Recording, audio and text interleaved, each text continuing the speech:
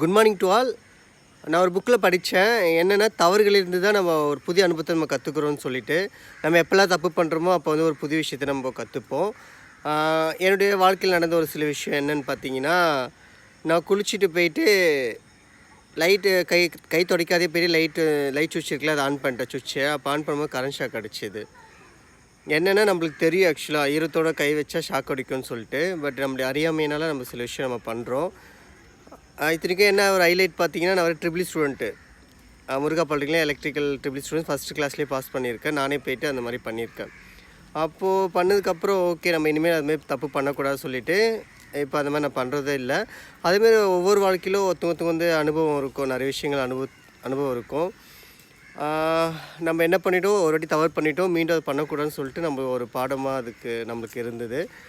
அதனால வந்து பார்த்திங்கன்னா, நம்ம லைஃப்பில் வந்து தவறுகள்லேருந்து ஒரு அனுபவத்தை கற்றுட்டு வாழ்க்கையில் வந்து நம்ம முன்னேறணும். அதனால் டெய்லியும் தவறுக்கு பண்ணுங்க பண்ணிட்டோம். பட் அதுலேருந்து மீண்டு வெளியே வந்து நம்ம என்ன பண்ணணுமோ, நம்ம வாழ்க்கைக்கு நம்முடைய வாழ்க்கை முன்னேற்றத்துக்கு என்ன பண்ணணுமோ அது பண்ணணும். பாய் மக்களே.